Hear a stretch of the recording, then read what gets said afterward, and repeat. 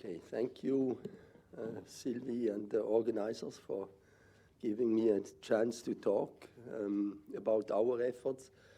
It was not, maybe I prepared the wrong talk, I don't know. I prepared a talk looking forward into the exascale era, but I realized after I heard the very nice presentation before lunch that I should have spent more time about going into details of some of the software refactoring projects that we ran in the last 10 years. I will address those questions, and I will, as the title say, also address how we believe we can bridge the software gap. But first, and I will focus on a domain, namely weather and climate. This has a few reasons. One is we have a lot of experience because we designed and operate on behalf of Meteo Swiss, the weather forecasting system at CSES. And it's just been a very, very good collaboration that we had with this community. They have been very supportive of us, not just in Switzerland, but also in Europe. And so we learned a lot, and I would like to share some of it. Now, how are you going to do exascale with climate?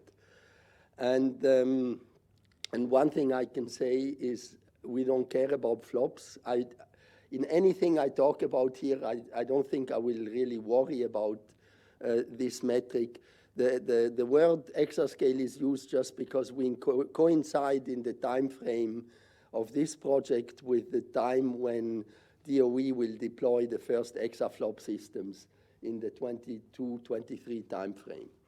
So that's the connection. We start from a scientific problem. And as you heard probably in many climate talks, one of the key things is resolution in your model.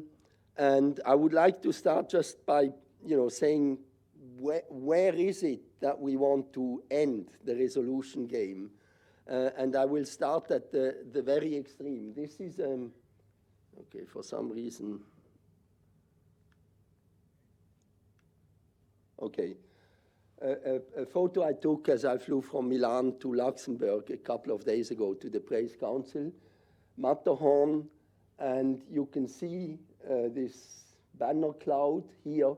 You can now ask a question, if you're some mountain guide or tourist in Zermatt, which is behind, this is seen from the southwest, you may care about what exactly is the weather going to be in that area. Now, I can tell you in advance that this scale of resolution is basically out of scope for exascale or zetascale or anything.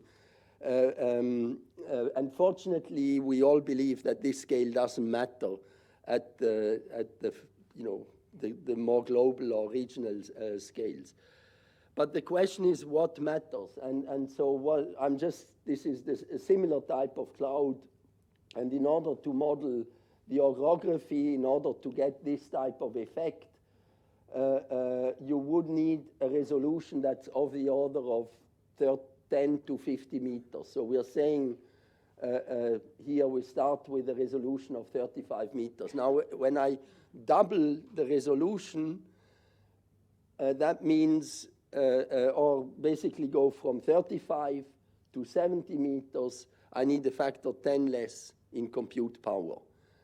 And so so this is just look at what the Matterhorn does, 70 meter, 140 meters, so we're at the factor 100, 280, and you can see sharp features in your orography go away. 1 kilometer is where the resolution of Meteo Swiss is today, and as of 2016, when they introduced a new model on a new system that we built for them. And so if we were to resolve the banner cloud, we would be a factor 100,000 away. This is what we were before we did the upgrade at 2 kilometers, and you see the Matterhorn is gone at that case. So you have no chance if you want details about how things are in Zermatt. So this is, the extreme case of this banner cloud.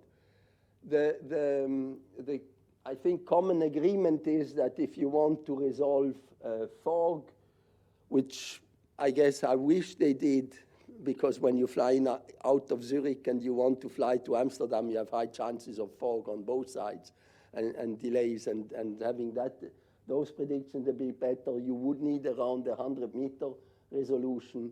And for convective clouds, which are some of the most important at the global scale, you would need a resolution of about 1 kilometer. And there seems to be a coincidence now happening. I told you that with Meteo Swiss we are resolving 1 kilometer, but in a regional model. I will argue during the talk that we are about a factor 100 short on a multi-petascale system if we were to do a global simulation, so I will come back to this point. There seems to be a coincidence between something that we are about ready to do and something significant from a I don't know if you can say scientific or numerical point of view. It's probably a combination of the two, and this is from the work of a colleague, Christoph Scher, who has been studying these high-resolution cloud-resolving models for many years, asking the simulations or the models what type of cloud structure can you resolve, and the resolution is a bit not so good on the screen, but the main point is you can either look at the first moment of the distribution, so the average cover of a certain cloud type, or you can look at higher moments, the statistics of the size and the distribution of the cloud. And when he's looking at, this is a Cosmo model that he has been running, and you look at the two cases, one, the statistics, and on the right, the bulk statistics or more the average cover, and you look at different resolutions going from 8 to 4 to 2, 1, 500 meters, half a kilometer. You can see the average coverage seems to converge numerically at around 2 to 1, certainly at half a kilometer resolution. Whereas the statistics of the cloud area seems not to converge. And I believe when you look at cloud physics and other things, you would have to go way down to probably below 100 meters, so into the region of the Matterhorn, to simulations to resolve, have enough resolution to do that. But it looks like for climate simulation, this 1 kilometer seems to be enough and a major step in the evolution of climate model, as you would not need to use a subgrid parametrization anymore for deep convection. And I'm not the scientist who can defend this in a discussion, but my colleagues like Björn Stevens and Tim Palmer or Christoph Scher, they would. So the goal we have, and that's what we call exascale because the time frame is 2022, is going to run these 1 kilometer simulations. Now the challenge we are up to is basically summarized in this plot. This is data from ECMWF. We plot the capabilities that they have accumulated over the years, starting in the 80s. And what we are plotting here is the degrees of freedom in the model, so the number of columns times number of levels times the number of prognostic variables to the power of 4/3. And this pretty much reflects the complexity of the model as it increases. You could also do a calculation with flops, and you can put that on a log plot and it looks about the same. But I promised I'm not not putting flop numbers on. Now, when you look at the trends, you see Moore's law as it was in the past, and there is a mistake I need to correct that we make often. Moore's law means doubling or is defined as doubling the performance or the capability at constant cost, doubling every 18 months. That's what it used to be. And this is no longer the case. Now, when processors get more performant, they also get more expensive. And so we are, I would say, beyond the end of Moore's law. We are already in the phase where Moore's law has ended. And you can see here the curve in the climate community has actually been progressing less than Moore's law, even during the times when Moore's law in the 80s and 90s was still happy and alive. And this has to do because you're tracking memory performance here that did not follow Moore's law based on the processor performance. And the challenge, of course, is now as we move forward, you see these projections from ECMWF, they assume performance will just continue to increase at same cost. And as I said, this is no longer the case. And yet now on top of it, we are talking about pulling in the 1 kilometer goal by about 10 years if we want to deliver early next decade. So what exactly or how are we going to do this? And the idea is we have to set a goal first and define this vague goal of 1 kilometer resolution into precise definition of the model that we want to run. So the details and the slides are available. I will skip the details, but roughly it's 1 kilometer, 180 level, and we have a throughput of 1 simulated year per day that we would like to achieve. So that's a goal. We have been running testing where we are today on Pitstein. So this is a machine with about 5,000 CPU, GPU nodes. So we can run a model either on the CPUs or on the GPUs. And we've run Cosmo on the GPUs and IFS, the model used by ECMWF on CPUs, roughly on about 5,000 nodes each.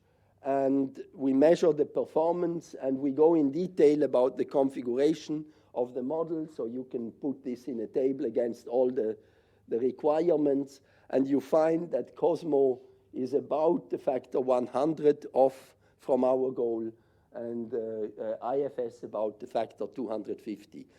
And that basically tells you what is it that we need to overcome to reach this goal. Now, the thing you might wonder is, why is this model Cosmo already running on GPUs? And this may be now a relevant question to some of the discussions before lunch. We were faced with a problem a few years ago, namely in 2013, Meteo Suisse told us the requirements for their next model. And the model had to go from 2 to 1 kilometer. The graph is a bit wrong there, but it's a factor 10. As I said,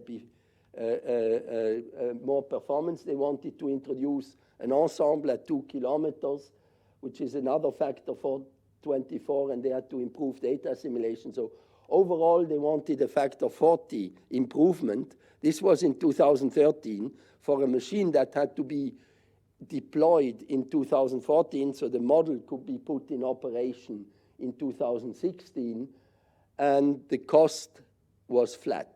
So a factor 40 compared to the machine we had just installed in 2012 in 3 or 4 years is not feasible even with Moore's law. And so the question was, how do you overcome this problem? The answer was, and the luck we had, was that we had already been working on refactoring this model for colleagues at ETH, Christoph Scher and the more climate science community. And the refactoring summarized on this slide is we start with a legacy but well-maintained Fortran and well-engineered Fortran code. So well-documented and maybe not unit tested, but still there was a chance to put the testing framework around this. The code may have been old already at the time, but well-documented, well-maintained, well-engineered. And I think those are the numbers you need to, parameters you need to put into that formula about viscosity of a code. And then we refactored. And refactoring meant the dynamics of the part of the code that runs the dynamics was rewritten in C++, and we put the proper structure of libraries, domain-specific libraries, in there. And then the physics part, which is the majority of the lines of code, it's not the area on this slide is not proportional to the lines of code. There we left the Fortran and we used either OpenMP or OpenACC directives for the multi-threading. And the key point is about this stencil library that we had is we had a separation between the front end that would interface the main Fortran code and the back ends that were then specialized for different architectures. We had two different implementation of the back end for x86 and Xeon Phi, and we get excellent performance out of both. Eventually, when Xeon Phi was working with KNL. KNC at the time was a disaster, but that was an architectural, how do we say in German, Missgeburt, but KNL would work good. Of course, we had CUDA and nowadays ROCm, which we manage with HIP. And we do get true performance portability across different architectures for this implementation of the model. And we did deliver together, of course, with Meteor Swiss, the performance within the cost envelope that we had. And this is just a summary of the analysis. The green part, the green arrows are the things that were enabled by the refactoring. So a better use, some mathematical or efficiency improvement, some by just refactoring, almost a factor 2. This is also telling you this factor 1.7. If a code is badly engineered, you can easily get the factor 10 to 100 out just on the same architecture, same legacy GPU architecture. But this was a well-engineered code, so we got only a factor 2 from rewriting. And there was a bit of Moore's law and some additional processors, but could all be done within the power envelope. And we had reduction in the power budget, and that could pay for a position that would maintain the new code. But the main message here is there is no silver bullet. You have to do the work as was discussed before lunch in the presentation. And this led to the machine that was deployed in 2015, which was the first running operationally a weather forecasting in 2015 based on GPU architecture. This was before the machine learning and AI hype. So to those who argue today that GPU machines can only be used for AI, this is the proof that you're wrong. And this was before the hype of AI. And so going back to our performance goals, I said we're missing a factor 100. And those maybe climate scientists in here will be unhappy about a couple of things, namely, first of all, this is one trajectory, and at that resolution, we probably need at least 50 ensemble members, so we need to run the same simulation 50 times. We are talking about the goal of one trajectory that we want to accomplish within the footprint of our current machine, so we would like to do this at about 5 megawatt or no more than 5 megawatts of power. If we then want to go to 50, we will need something else. If we want to increase the throughput from 1 simulated year per day in this goal to 5 simulated years per day, again, we will have to do something else. So, but what is the something else that we need to do? And even how do we get to this first factor 100? When you go about optimizing a code, whether it's done automatically or manually, it doesn't matter. You first need to have an understanding of the performance.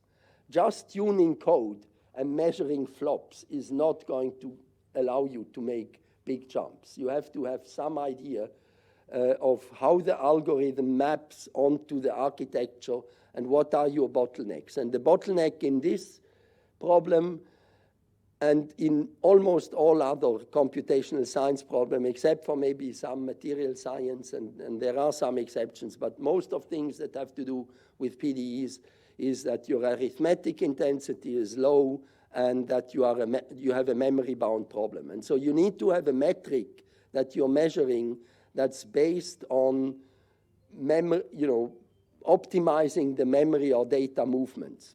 And so with colleague Thorsten Höfler, and so we came up with this metric that is the product of I/O efficiency, and this is memory I/O, not I/O to disk, between the caches and the RAM, and bandwidth efficiency.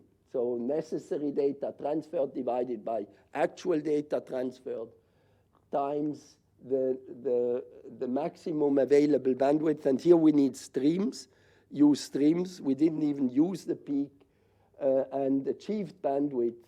And we can do these estimates, and you see that the I/O efficiency is the number would be 1, would be the optimum is close to 1, not so far away. So the code is very well implemented at 90% of efficiency. But we have a problem on the bandwidth side, and the problem would look much bigger, about 0.5, if we had put the peak bandwidth in, which is normally what you're taking when you look at the hardware. And so what this tells you, and we then ran micro benchmarks and basically identified the problem, which the vendor NVIDIA already knew about, and this has to do with the efficiency of using the bandwidth if you have non-stride 1 memory accesses. And this is confirmed by benchmarks. And what this is telling us, what we need to work on definitely is on the memory, the way the memory system works and the fraction of bandwidth that we can use in real loading real data structures. Okay, so now with this analysis and understanding our current implementation, I will try to analyze, the factor 100, can we take this into pieces? The first part is that with Cosmo is, of course, not a model that you want to run on a globe because it's on a lat long grid and there are more efficient grids. So re-implementing the model using a more homogeneous or uniform grid like icosahedral or cubed sphere will get you a factor 4 just by rewriting the code or the software infrastructure I presented yet again. Then this question about memory I just said is a factor 2 that we can get for sure. And then there are some arguments based on strong scaling that I will skip, but we can discuss in detail if you're interested, should give us another factor 3. And then if you multiply this, we're at 24, and then we only have a factor 4 that needs to come from some other magic, probably mathematics in the time integration. There are improvements there. And there may be even other improvements on the hardware. So I'm not pessimistic, I'm optimistic that we will do. But you see here, even on top of a code that has already been refactored, we have to refactor it again. So this is, this $500 million of software investment you will have to start now, but then once you're done, you will have to continue doing it as long as you want to run computations at higher and higher performance. And this is because Moore's law will not help you anymore, but you have to adapt to better architectural ideas, okay? And the work I just discussed is summarized in this paper article that came out in IEEE Journal on Computing in Science and Engineering. It's an issue, I think, from January this year called The Race to Exascale. The good news I can tell, so we are benchmarking right now AMD GPUs and NVIDIA GPUs and at some point also the A64FX. And the really good news is when we compare Pascal that has been running on Pitstein to Volta, which is available today, you can see on some of these micro benchmarks we already have the factor 2 in memory performance that we were going to look at. Okay, but now you ask, okay, beyond, so reaching this goal in 22, I'm comfortable, assuming we can get the software work done by then, and the community coming with us, it is feasible. But we have to go beyond. We need 5 simulated years per day for the climate scientists. And I said we are 90% efficient. The memory bandwidth efficiency will also be probably 90 or so percent. So what can we improve? Well, the point is we can still continue to change the architectures because this analysis works for cache-based systems. You could imagine looking at FPGAs. I know some speakers don't like them here, but you can look at coarse-grained reconfigurable arrays or near-memory computing architectures that make yet more efficient use of memory. And those could get us up to another factor 5 in improvement without assuming that we make big jumps in CMOS beyond 5 nanometers. But then we still have this thing that we should either further reduce the footprint. And as I said, going beyond 5 nanometers, I think we start being very optimistic on the lithography side. And being a physicist, I know there is going to be a point where this is just not going to work. And so realistically, if we want to put these models in production, we have to live with the fact that the machines will no longer be 5 megawatts, but 50 times bigger. I think 10 is a bit too optimistic there. It's more like 50 times bigger, which is 250 megawatts. And so those of you who are planning in Europe the big machines, just think about where we put machines with 250 megawatts of power. For us in Switzerland, it's clear that this is a no-go. This is maybe one of the reasons, or I would say for me, one of the main reasons why we are working with Finland and the LUMI consortium, because you have to go to places where hydroelectric power has a very low opportunity cost, and in Europe, this is north of the polar circle. And I realistically think even in computational science, we have to go to hyperscale computing. That's where the journey is taking us. Now, in the last few minutes of the talk, I want to revisit the question of programming environments.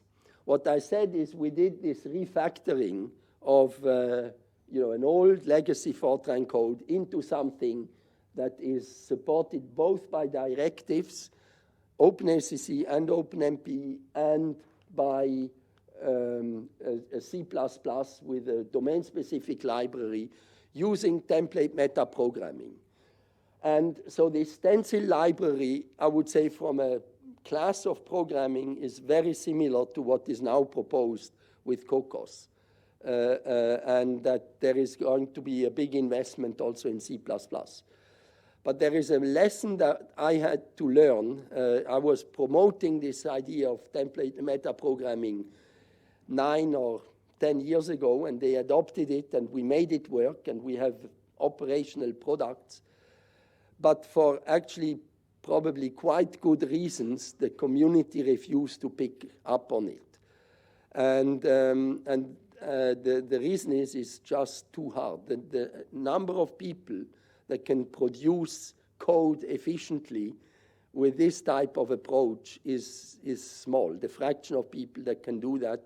And so you cannot scale your software development effort the way you want. And therefore, you need a different approach than what we are showing here. And The approach that we colleagues proposed is to create a tool chain that has grid tools. This is the stencil library, this diagram of libraries that I had in a back end, and has a front end, which the one we are pursuing now is called this, we just gave it the name Grid Tools for Pi, but it's a Python front end to the C++ back end. And it's a domain-specific, you can say language, or it's a domain-specific dialect within Python that we can parse, we can create, represent in an intermediate representation, and then use a number of tools that we are developing to check the validity of the code and then optimize the code with a number of approaches. So Grid Tools is now a released library since spring this year. The structure looks very similar to what I had on the previous slides. Again, the core part is this library with stencil computation, but we have something dealing with boundary condition and halo domain decomposition and halo exchanges and the various backends for architectures. And then the structure of this Python grid tool scripts or dialect in Python that gets is the front end, gets translated into a intermediate representation on which you then have automatic tools doing some analysis. And the advantage is, since we using this domain-specific approach, is that a lot of the semantics that you have in the mathematics is still preserved in the IR at the level of the definition IR. And if you have the semantics, you can do a lot of verification on the implementation and also optimization that are specific if you know this.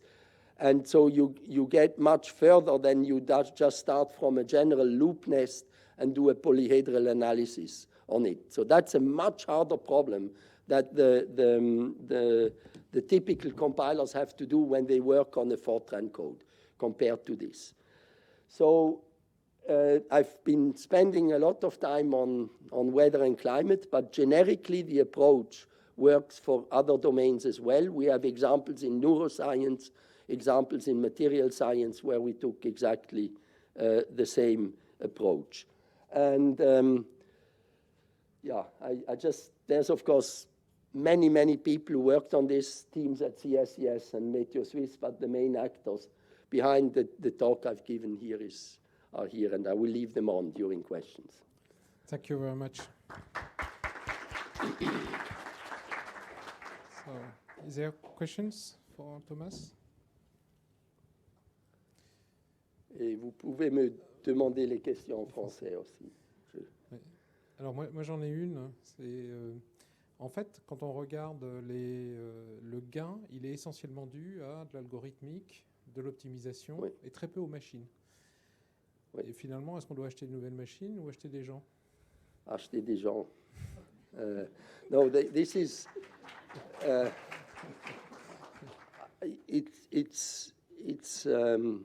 well, it's something I'm a physicist and computational physicist, so I've been arguing this for a long time, and even after 10 years of running a supercomputing center and initiative, you need machines to execute on, but you can centralize those machines. And you will need big machines, as I showed. For weather and climate, I think we will need hyperscale machines. But those machines are useless if you don't have people who work on the algorithms and on the codes. And if you DOE with the exascale computing project actually do exactly this. Okay, so 10 years ago when I was at DOE, we were arguing this, and we were not really listened to for a long time. But I think now they have this investment in an HPC software stack that is very, very good what they are doing, and they are spending I heard more than 100 million per year in refactoring their codes. So you need people, but there is a concern I have, and that is you need people with software engineering skills. And software engineering skills is much more than knowing a language. Yeah. Okay? Yeah, yeah. And we are not teaching the students today, and I include myself. I'm not teaching courses because I run a computer center, but we are not paying enough attention. In computer science, they may do, but we need to do it in chemistry, in physics, in anywhere where we have a computational theme, we should have skills in software engineering as part of the curriculum. Yeah, I agree. Thank you.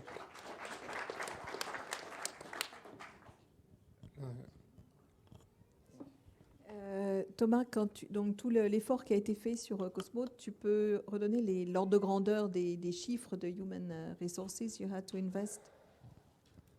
Oui, c'est pas très facile, mais c'est dans les environs de peut-être 2 millions de francs suisses. Francs suisses et euros, c'est à peu près la même chose. 2 à 3 millions de francs suisses. En is about 20, that would be roughly about, say, 3 million would be 20 man-years. And just to say about the numbers, and that's also why I stressed so much the code we started from, and many climate codes are actually like that. They are well documented, at least the operational codes for weather. They are well documented, well engineered. And if you have that and you have a good software developer, then you refactor about 20,000 codes, lines of code per year, per FTE. Totally different numbers than we heard before, but I think that the other numbers are the 300 lines of code or 3,000 per year is when you have to write documentation and develop an algorithm. Here we just refactor. Sure. Yeah. And that can go much faster. And we are now even investigating possibilities of using source-to-source translation again. And the point is that the source-to-source translation, fully automatic, I totally agree with what was said before, will not work. And particularly if you start with Fortran, it can't work. But you can do 90% of the work with the source-to-source translator supported by a couple of FTEs who are knowledgeable of the code framework. Again, you need a well-documented code, and then you can do, if you only have to work on 10%, that's already an order of magnitude less in lines of code. But those are about the numbers, and of course it sounds like a lot of money, 2 to 3 million, but Meteo Suisse spent about 2 to 3 million on the machine, and if we had not done all the improvements, would have been about 20 to 30 million on the machine. And, 100,000 per year on power, and it would have been about 1 million or 1.5 million on power per year. So buying the people is not more expensive. We have one last question, short one. Yeah, hopefully. Merci Thomas pour cette présentation. On voit sur ta dernière slide que l'importance des hommes. On voit aussi qu'on peut se passer des femmes. Bon, ça c'est un détail. Mais par contre, pour aller vers les échelles plus basses, tu as aussi besoin des données. You also need the data to do data assimilation and to do ensemble forecast and to get into scale. Absolutely. So we will demonstrate that we can run a simulation at 1 kilometer resolution. But you're absolutely right. To have a productive model at that scale, I will have to defer to my colleagues at ECMWF and Max Planck Institute in Hamburg or ETH Zurich, whether we have the information to, in a meaningful way, start the 1 kilometer global simulation. I personally don't know. But if we want to go to 100 meters or so, we do have to think about the the data we bring in, the assimilation, but also do we even have that information to start such a simulation? I have to defer to the experts there, but you're absolutely right. So it takes a lot more people to get things right.